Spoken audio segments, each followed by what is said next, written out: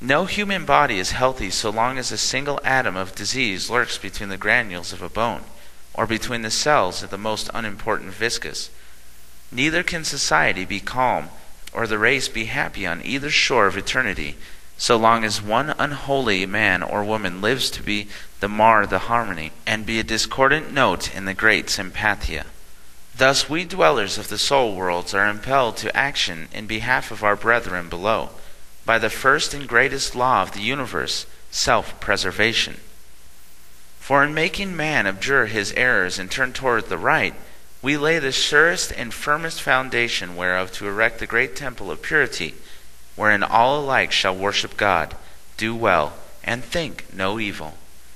The discovery of this great principle of unity, the acquisition of the positive knowledge that every sensation, painful or pleasant, experienced by any, even the most distant, low, and degraded of the species, was necessarily shared by all the rest, surprised me greatly.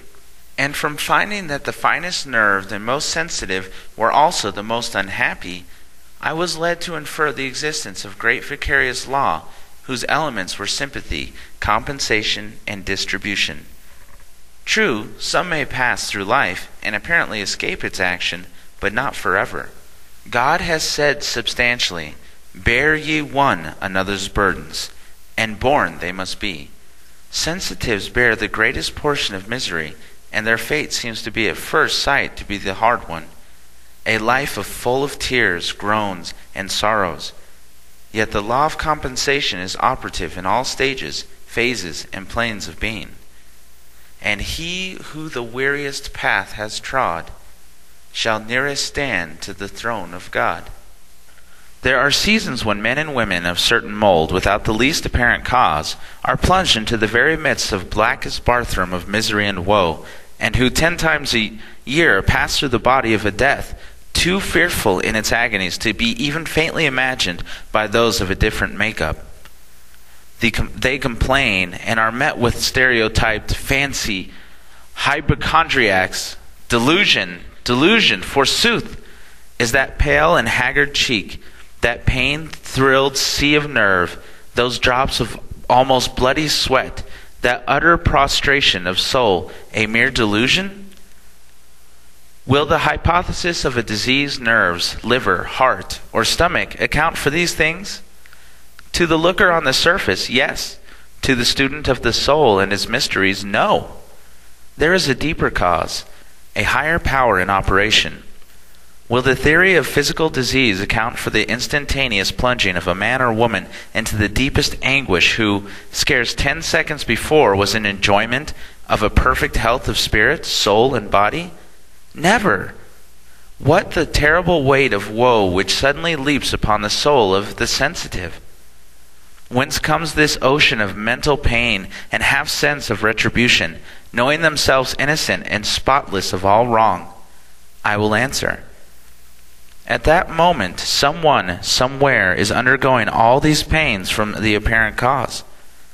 The wave of pain has gone out, and like the needle of the pole, flies directly to those whose position on the plane of the great sympathetic nerve of the universe fits them to receive it. Someone else receives it in turn, but it becomes less intense, degree after degree, until the last only a faint, tiny wave reaches the foot of the throne. Eloi, Eloi, lama sabachthani, groaned the dying Jesus, and the throes of his agonies went pulsing through the universal human heart, till the most majestic prince of seraphim quailed with agony.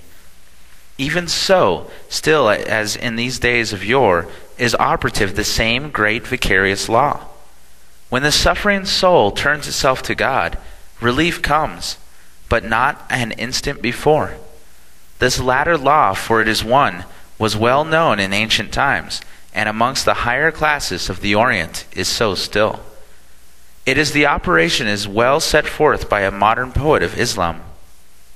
Allah, Allah, cried the sick man, racked with pain the long night through, till with prayer his heart grew tender, till his lips like honey grew. But at morning came the tempter, said, "Call louder, child of pain. See if Allah ever hears or answers, "Here am I," again. Like a stab the cruel cable through his brain and pulses went. To his heart an icy coldness, to his brain a darkness sent. Then before him stands Ilyas, says, "My child, why thus dismayed? Dost repent thy former fever? Is thy soul of prayer afraid?" "Ah," he cried, "I've called so often, never heard the 'Here am I.'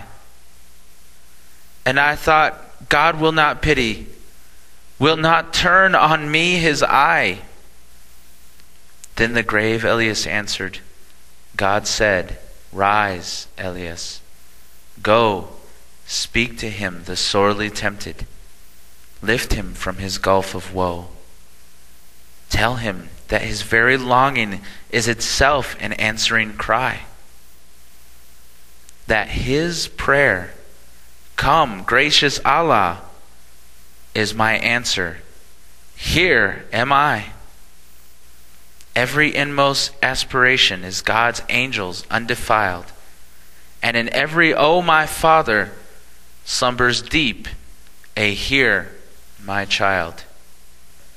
I do not say, nor did I discover, that all sensitives at all times are the mystic sympathants of those who suffer, for such is not the case. Much suffering comes to them from other causes and sources, yet that a great deal of mental agony does come from the source stated, I became perfectly convinced. The last 20 years I also saw, by the action of retrospective faculty of my soul, then discovered and applied for the first time, has been productive of more misery than any period of equal length since the world began. For the reason, among others, that the people's nerves and brains are keener, fuller, quicker in action, and more alive to sensation than in the years precedent.